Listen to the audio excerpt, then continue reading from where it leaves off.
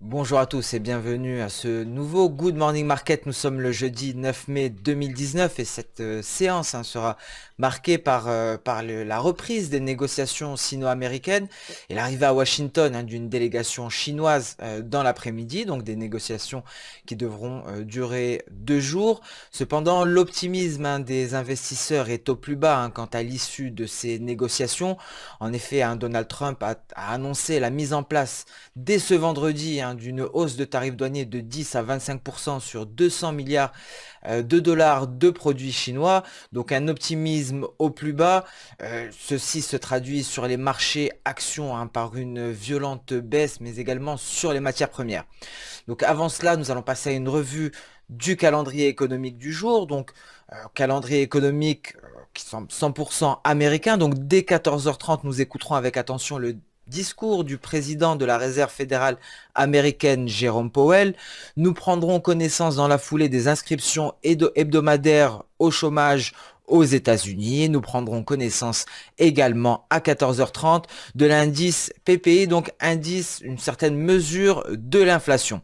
Donc voilà pour le calendrier économique du jour. Donc passons immédiatement sur la plateforme Xstation 5, plus précisément sur le marché d'échange, avec une représentation graphique en données journalières du dollar index. Donc dollar index qui représente le dollar face à un panier de 6 devises majeures. Un dollar index en données journalières qui poursuit timidement sa hausse à l'intérieur de son canal ascendant. Donc une hausse qui semble assurée tant que nous avons un RSI au-dessus du niveau des 50.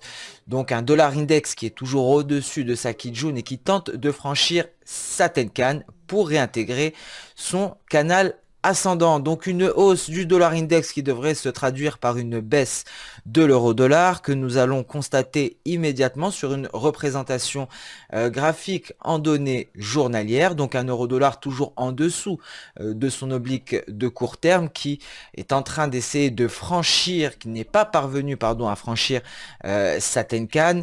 Donc un euro-dollar qui pourrait donc se diriger vers les 1,1132. Si cela n'est pas le cas, l'euro-dollar pourrait aller tester ce plat de Kijun qui représente les 1,1217. Donc un euro-dollar qui est soumis à l'avancement des négociations entre l'administration chinoise et l'administration américaine. Concernant l'AUD-USD, donc nous avons une configuration assez intéressante, donc une sortie par le bas de son range qui est pour l'instant confirmé, donc l'AUD-USD qui est toujours en dessous de sa borne basse, un AUD-USD qui pourrait aller chercher les 0,6850.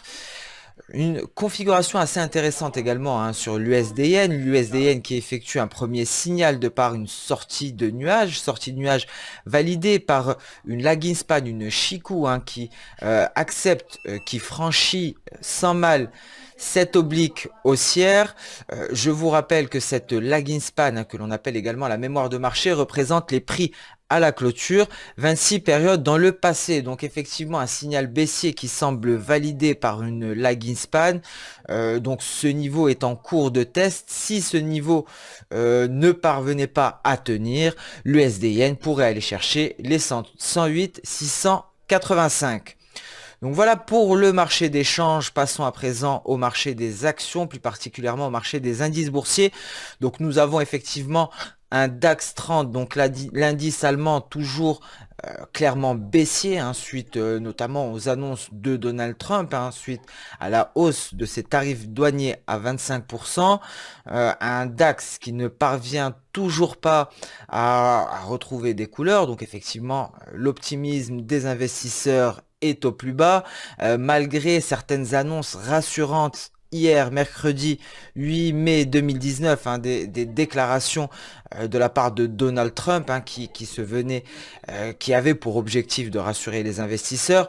Le but n'a pas été atteint, donc les investisseurs restent extrêmement pessimistes, mais sont dans l'attente de l'issue de ces négociations, étant donné qu'il est très peu probable qu'un accord soit trouvé avant la mise en place vendredi du nouveau tarif douanier. Donc configuration similaire concernant le CAC 40, qui vient tester le haut de nuage et pourrait se stabiliser dans les alentours des 5320 points. Concernant le Nasdaq, l'US 500 également, hein, qui évolue en dessous de sa Tenkan et de sa Kijun, pourrait se diriger effectivement, tout comme le CAC 40, vers son haut de nuage, mais dans un premier temps, l'US 500 pourrait aller tester les 2848. Donc pour l'instant, attentisme, hein, au niveau des marchés actions. Les yeux effectivement sont rivés vers Washington, hein. Les investisseurs attendent les premiers signes d'un accord entre l'administration Trump et l'administration chinoise. Le marché des matières premières également, hein, nous a offert pas mal d'opportunités ces derniers jours. Il faut savoir que nous avons eu une forte chute des matières premières, notamment certaines matières premières agricoles et des métaux précieux, étant donné que l'économie chinoise est extrêmement dépendante de ces matières premières. Donc l'annonce de Trump, l'annonce d'une hausse du tarif douanier, est donc un premier indice de la dégradation des négociations entre l'administration américaine et l'administration chinoise, a plongé les matières premières à la baisse, hein. Nous pouvons le voir notamment sur l'aluminium, hein, qui s'échange sur des plus bas pluriannuels. Même son de cloche, hein, pour le soja également sur des plus bas annuels. Effectivement, donc un regain d'optimisme, hein, pourrait donner une impulsion haussière sur ces matières premières. Seul, comment dire, un seul le pétrole WTI hier a enregistré une hausse suite à une contraction surprise des stocks de pétrole brut américain. Cependant, cette hausse a été balayée lors de la séance asiatique. Nous avons actuellement un pétrole qui est sur support et qui progresse en légère hausse. Donc un support extrêmement fiable à ce niveau-là. Donc le niveau des 61,50 $. Un pétrole qui pourrait aller chercher les 62,40 $, hein, d'ici la fin de semaine. Donc nous garderons sous surveillance, hein, bien entendu, les matières premières, surtout dès qu'il y aura de premiers signes d'amélioration, de premiers signes d'un accord commun entre les Chinois et les Américains aujourd'hui ou demain. Donc voilà pour ce nouveau Good Morning Market, hein, qui touche à sa fin. Donc j'espère, hein, merci de l'avoir suivi avec attention. Nous nous retrouvons dès demain à la même heure pour un nouveau point marché. Nous vous souhaitons une excellente séance de trading et une bonne journée. N'hésitez surtout pas à partager, liker ou même commenter cette vidéo.